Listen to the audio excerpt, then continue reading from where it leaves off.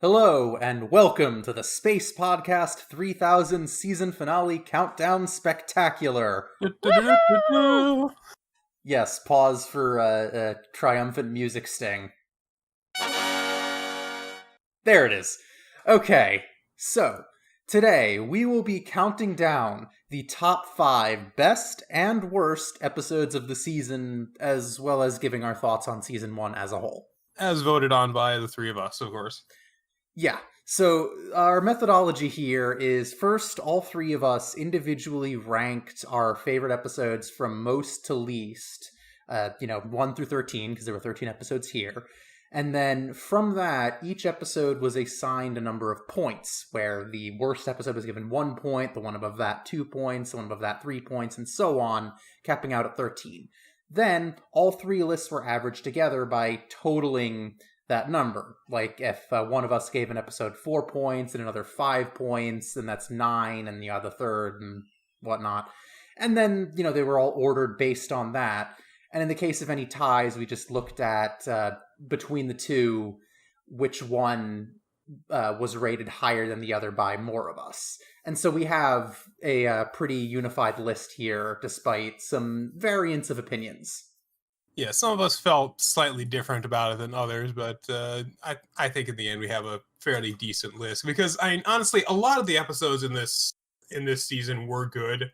Even when we say worst episode, it's just that we were just sort of lukewarm on them.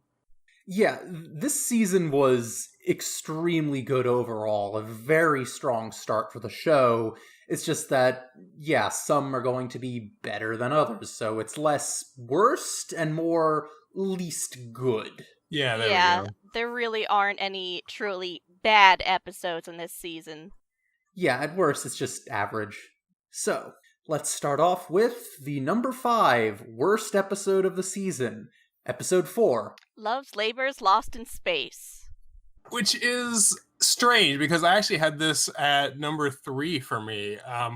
Mostly because I really liked the integration of actual sci-fi concepts into the episode.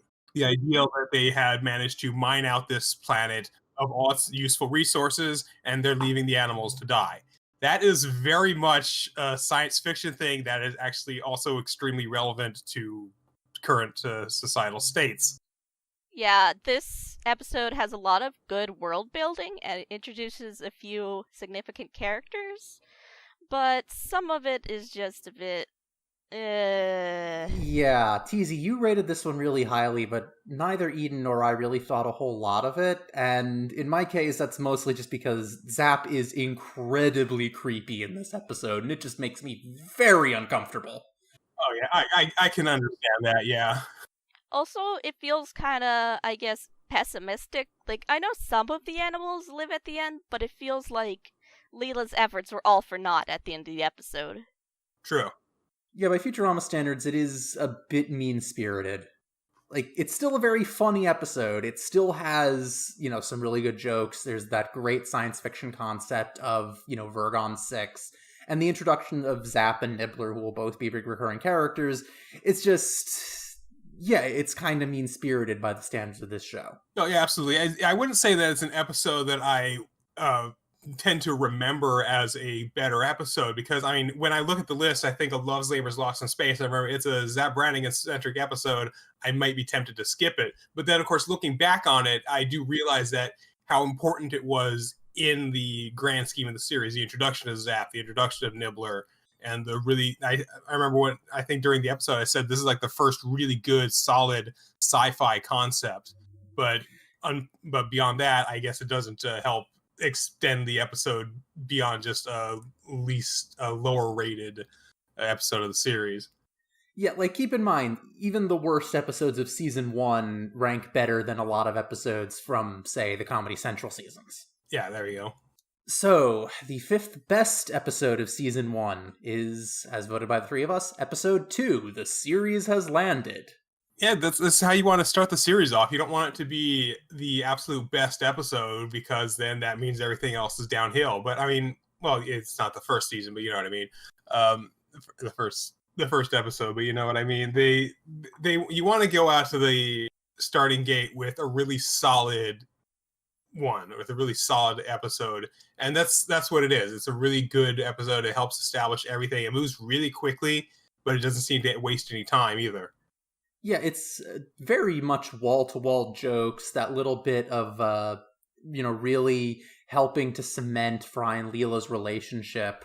And I really do think that this is the episode where the series really starts, because the pilot is, solid in its own right, but it spent so much time setting up the premise and moving the pieces into place. Episode 2 is where they really start firing on all cylinders. Anything else anyone wants to say about it?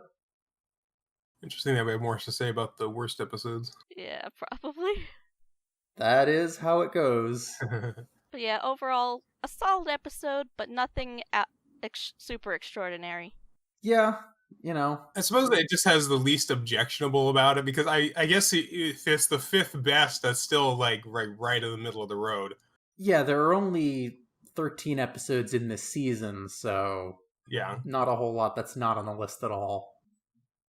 So, the fourth worst episode of the season is episode 12. When Aliens Attack. I'm surprised that this ended up so low on the list.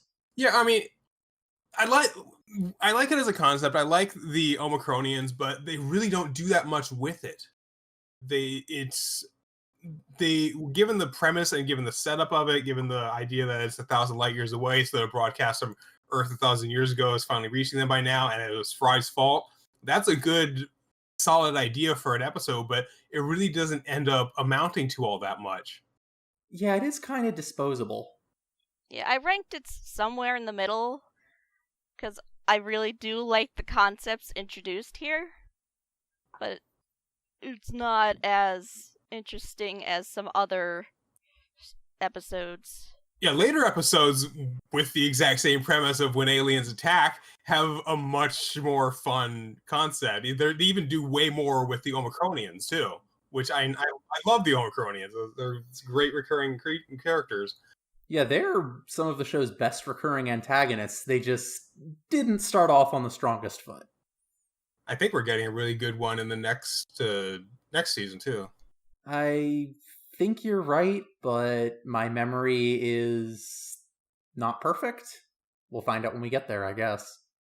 So, the fourth best episode of the season is episode 13. Fry and the Slurm Factory. Yeah, this we just talked about this one in the last episode, and yeah, this is just a really fun episode. Really good comedy, really good, great parody of Willy Wonka, great somewhat cruel commentary on how workers are treated and overworked. Consumerism. And the themes of addiction there are also an interesting factor. Yeah, which is they raise the question, but they really down to just play it for laughs, because that's really what the episode is. They're just trying to make a really funny episode with kind of a shocking twist that's not really all that shocking, because, like, yeah, as the Slurm Queen said, honey comes from a bee's behind, which, I mean, not exactly, but I get what you're saying. Yeah, it's one of the solid, like, one of the funniest episodes of the season. It has that one really bad transphobic joke, but it come and goes so quickly. Yeah. Like, you could cut it without really losing anything from the episode. And while that does, drag it down a bit, at least for me, it is something that it comes and goes. Yeah, that one joke just brings this episode down.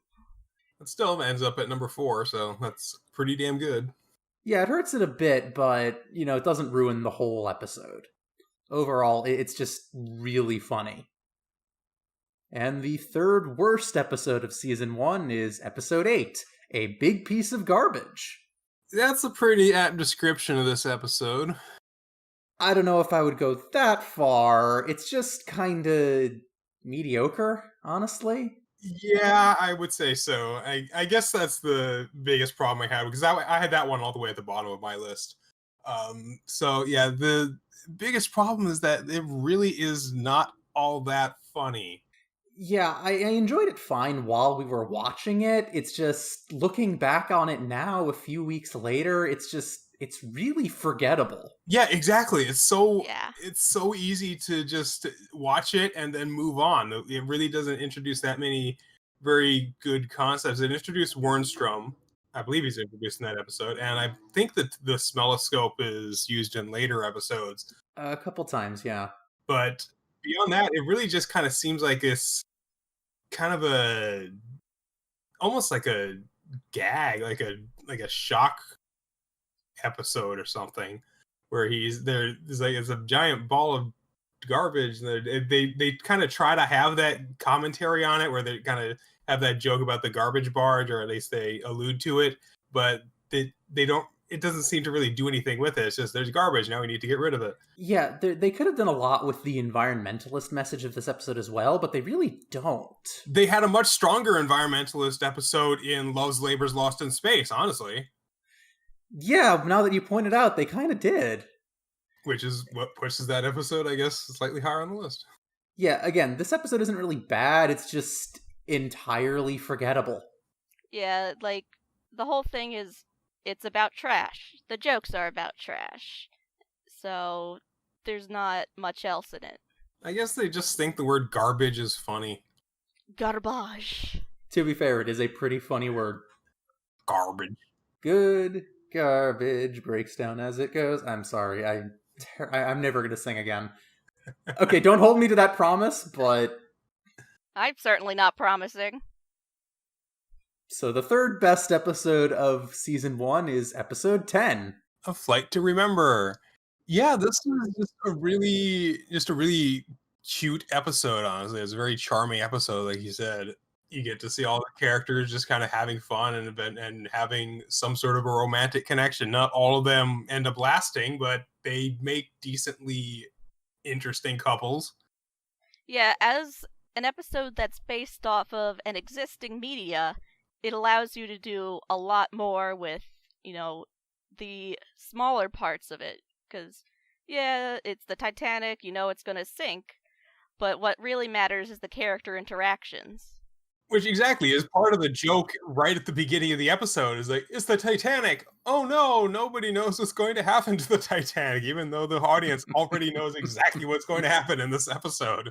And the writers know that the audience know exactly what's going to happen in the episode. So there's just this understanding is like, yeah, you know what's going on. Just have fun here.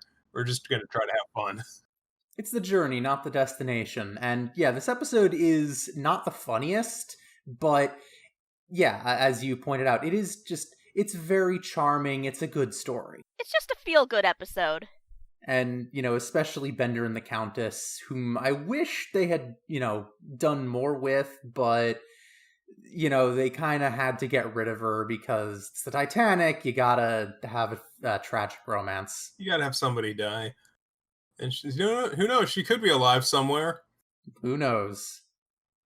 So the second worst episode of season 1, episode 11. Mars University. Yeah, much like with a big piece of garbage, this episode is just really kind of forgettable. Yeah, it's not particularly super bad or super good. It's more just, it's boring. Yeah. Yeah, on the whole, it's really middle of the road, and they spend so much time developing Gunter, and then they never do anything with him again. After this episode, he's just gone and is never mentioned again. Yeah, which is surprising, because I could have sworn he was used in more episodes, because, yeah, they do spend so much time introducing him, just like they spent way less time introducing a character like Nibbler, and he's becomes a major character. Yeah, Gunter's whole arc is really front-loaded, and they do nothing, and then Nibbler doesn't get any development at all until his later appearances. And the way they present it, you would have sworn that he would be coming back in a later episode, too, because he's still there. He's just operating at lower capacity. He's become a business mogul. Yeah, exactly. The college setting is used more as a backdrop, and they use a lot of, college movie stereotypes and cliches. So it's just nothing really goes anywhere. There's a lot of stuff they could have done, but they stuck to, the basics. They just really wanted to have kind of an Animal House parody. Yeah, like 90% of this episode is just Animal House and also something similar to Goodwill Hunting going on at the same time. And let's just do all of the cliche jokes that everyone already knows what's going to happen. And so, like, when you already know the punchline, the joke isn't all that funny. And the professor was one of the funniest parts of that episode. Just how glib he is about the whole thing. He's like, I don't want to teach. I don't know how to teach. I'm a professor. Again, not a bad episode, just it's disposable. It's really nothing special. But speaking of not wanting to sing again... Yeah, the second best episode of the season is episode 9. Hell is Other Robots. Hell is Other Robots. Yes. I'm gonna be honest, the Robot Devil is what really makes this episode. He is just such a fun character, and it is really hard not to be having a good time when he's on screen. So much charisma. There's been a lot of really likable and funny devil characters in just TV and movies in general, just the kind of trickster personas. And I love when he comes back in later episodes, and even Bender is like, whoa, wow, damn, Bender. And how can you not love that song? That is just so catchy. Yeah, I rated this one actually fairly low on mine, mostly because I felt like it seemed to flow almost like one of those later episodes of The Simpsons where you just kind of want to see them where they just kind of go from point A to point B without really knowing at the start how the episode is going to play out. Yeah, that's often a problem. But the reason that doesn't generally work in The Simpsons is they start with like plot A, and then plot B doesn't really connect to it at all. It's something entirely different. Here, at least, there is a very logical progression. You know, they're at the concert, and Bender goes backstage to that party, and technically they could have had like any kind of a party, but you know, it's really just there to get him hooked on electricity, and then he has this that arc. And, you know, then as he tries to clean up his act, he gets involved in the religion, and that leads to the robot hell thing. So it is, at least, there's a progression there. It's not just, like, 3 different plots that have nothing to do with each other, you know? Yeah, exactly. But it's like Bender has always been kind of leaning a lot on his vices, so I don't really think they needed to kind of get him addicted to this sort of thing just to try to cure it. But I feel like there could have been a better flowing narrative to it. But yeah, it's a really fun episode. The song is great. The jokes about Bender getting addicted to electricity, kind of sort of the world building, because they introduced the preacher bot. They introduced kind of the fact that they do have this sort of robot religion, which is like, why would robots have religion anyway? It's already an illogical thing. To be fair, I love that concept. Yeah. Because they have robot fraternities on it, robot religions. Yeah, fictional religions are so cool. And later on, robot ghosts. Yeah, although the robot ghost concept is a bit weird, and when we reach that episode, I have a whole rant about organized religion that we're going to get to. Oh, that's going to be fun. That's for another time. For now, this is a really, really good episode. It's fun, it's fast, but not in a bad way. And it's just really enjoyable. Yeah, that about sums it up. So, the worst episode of Futurama Season 1 is... My Three Sons. Yep, episode 7. Yeah, I had this one at number 12. Where did you guys have it? Number 13. Same. Oh, yeah. This was the one that we were pretty much unanimous on. Again, it's not a bad episode. It is just entirely disposable. It's boring. That was the biggest problem. It is boring. Most of it is just Fry sitting and being a really boring king. I'm almost reminded of when Scar becomes king in Lion King. He just loses all his interest. Though in that case, we don't see his perspective anyway. Yeah, see, I would still rate this higher than most of the Comedy Central episodes. Like, again, it's not a bad episode. It's just my least favorite from the season. It's average at best, though. Yeah, it has interesting concepts, but I don't think it uses them to its full potential. Yeah, and they feel like they could have done so much more with it, and it's just you have Fry being really boring once he's just really boring and really up his ass about being a macho king or emperor in this case, which is even better. And you get to see them beat the crap out of him, which certainly is him getting taken down a peg, but that's a very minor part of the episode. Yeah, Fry is really kind of, I would straight up say, unlikable in this episode. Yeah, which is unfortunate because Fry is usually extremely likable, even when he's trying to be, even when he's just trying to do the right thing and failing, he's still likable in that sense. But here, he just comes off like a jerk, and you don't like seeing that in our main character. And there's the whole half-baked plot with Bender's cooking, which thankfully we will see again later, but it just feels like it didn't go anywhere. And granted, being extremely thirsty will make you do bad things, but I don't think that justifies what he did. Yeah, that whole subplot just feels like filler in this particular episode. They just needed a reason to make him extremely thirsty, and they just go way over the top with it. It's like we're not just going to make him thirsty. We're going to make him dehydrated before he's even going through the desert with on a planet with 3 suns. Just why not? Yeah, there was so much potential in this episode. There are so many interesting things here, so many potential jokes, and they barely do anything with it. Like, again, I don't dislike the episode. It could have been so much better than it is. Yeah, exactly. The wasted potential. I think that's the main theme of the episodes that are really low rated for us. Yeah, it should have been so much better than it is. Eden, you have anything else to add? No, that about sums it up.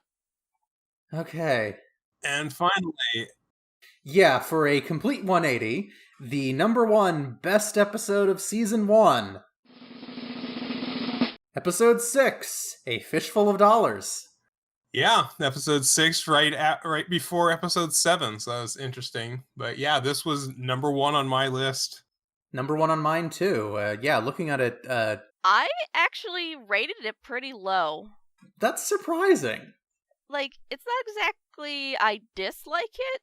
I do enjoy it, but I feel like, it's not as exciting as other episodes. It's not exciting, no, but it's a really interesting idea, and it's definitely one of the things you would think about when you consider the show's premise, when you have this guy who was cryogenically frozen and then, awakened 1,000 years later, and it's like, wouldn't he have a bank account? What would happen with that? Yeah, exactly. It's like, I wouldn't be surprised if this is like in the initial pitch for episodes for the first season, because that's what you do when you're trying to come up with a show. You come up with as many good solid premises for episodes at the start, and that had to be one of the first ones they came up with, because it's just the sort of thing that you want to see given this premise. And they do quite a lot with it. They could have just had him get this money and turn into a jerk, which he kind of does, but ultimately it's him trying to make friends and try to share his love of the past with his friends that is his downfall, which is the problem you want to have. You want your jerk to be no longer a jerk because he's trying to be nice. Yeah, I mean, it's obvious that him being a jerk like this is just because he kind of misses the 20th century, and he wants to try to feel like he's back home, and I can sympathize with that. Like, that is a very understandable reason to act the way he does. It's just a very well-written episode, and honestly, anything that reminds me of H.G. Wells is good in my book. Yeah, I wouldn't be able to relate to, missing a place, because I have never moved in my life yet. Well, neither have I, but I mean, there's certain aspects of your childhood that you can't get back anymore. I think like TV shows that you used to watch that are not available anywhere, or anything like that, or toys that you used to have, or like little like stuffed animals that you had to get rid of because it had influenza or something. I don't know. My favorite TV show when I was like 3 years old was only very recently added to streaming services, which was great because like a quarter of the episodes were lost media up to now. But that's beside the point. And the episodes have not held up as well as you remember, right? Well, I don't actually have this particular streaming service, so I don't know. Oh. But, like, as a hardcore proponent of media preservation, I'm just glad that they're available again. And up until the second coming of Jesus. Well, videotape's not so much a thing anymore. So I think we're good. So yeah, I like that we were kind of unanimous on My Three Sons, but we were both pretty close on One Fistful of Dollars, too. Well, Eden wasn't, but disparate opinion is honestly a nice thing to have, so you can get, some actual debate there, potentially get more out of it. Like, anything more to add there? Not much. Like, I do enjoy the introduction of Mom and her sons. I think that's definitely one of the highlights of this episode for me. Yes, this is the better episode with the three sons. Yeah, Mom is a really enjoyable antagonist. Like, I would honestly say that she is probably my favorite antagonist in the show, even more than the Omicronians. Yeah, and she has a much more, I suppose, relatable, or at least she's a likable villain, not a very unlike. I'd say very unlike Zap, because Zap is the kind of person that just kind of skeeves you out, because you're like, how did a person this incompetent get such a high rank? But with Mom, you see how she got so powerful. You see how she's able to manipulate people and how she's able to just be what she is. Yeah, Mom is a very real kind of evil, because she's a ruthless capitalist. She acts like a ruthless capitalist, and we have plenty of those in real life. This is an evil that people have seen and are familiar with. And, you can play with that and create some really interesting characters and some really interesting plots out of it. And they do, including in this episode. Yeah, and this is not the kind of thing that you would expect her to be introduced with. The idea that Fry just gets $1 billion from his bank account, and then she comes knocking on it.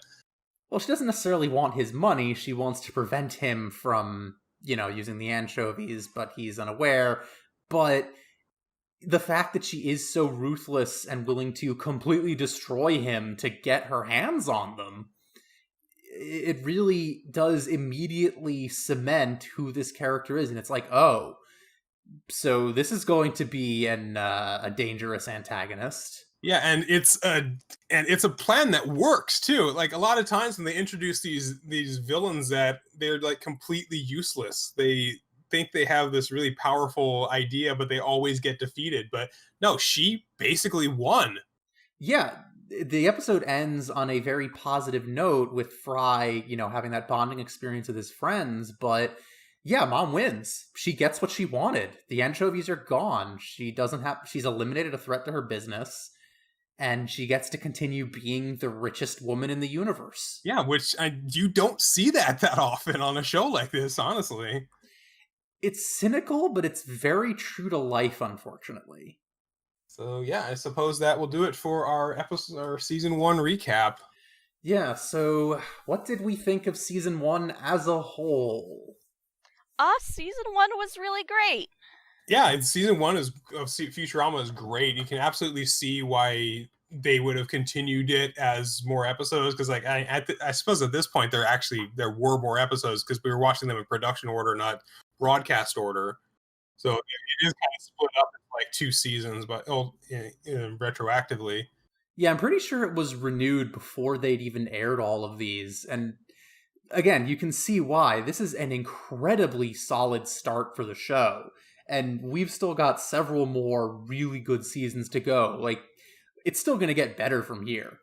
It is genuinely kind of rare to have a first season this good. Yeah, I would say that too. Yeah, because with a lot of shows, it really doesn't hit its stride until like season 2 or 3. I think it helps though that we have Matt Groening and David X. Cohen, who had already had a ton of experience working on The Simpsons doing this. So they already, to an extent, kind of knew what worked and what to run with. Yeah, exactly. They had the experience. You could almost argue that The Simpsons was the trial run for this show.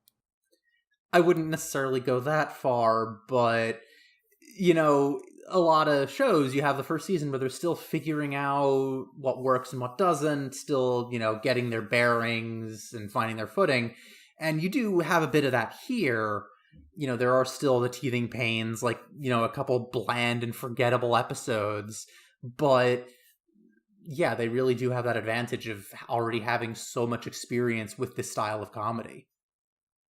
Well, I suppose that will do it for the final episode of Season 1 of Space Podcast 3000 as well. Yeah, thank you so much, everyone, for tuning in. I think we're going to take a bit of a hiatus for now so that we all have just some time to rest. Because, we've been doing this weekly for a couple months now, and it gets a little tiring. Mostly on you, since you're the one editing them, and I've done editing. I know how time consuming it can be, so you have all my respect. Yeah, well, you said you don't want to do it, and I'm not sure if he knows how to do it, so... I know the bare minimum. Yeah, so it just kind of falls on me by default, but yeah, either way, we're just going to take a break for a couple of weeks, and then we will be back with Season 2, and I hope you will join us again then. Follow us on Twitter for more updates. Shameless plug, shameless plug. And you have a Patreon coming up, don't you? Yeah, I think that'll probably premiere alongside Season 2. But for now, yeah, share Season 1 with your friends if you want them to listen as well. Again, shameless plug, shameless plug. And we will see you all in the future.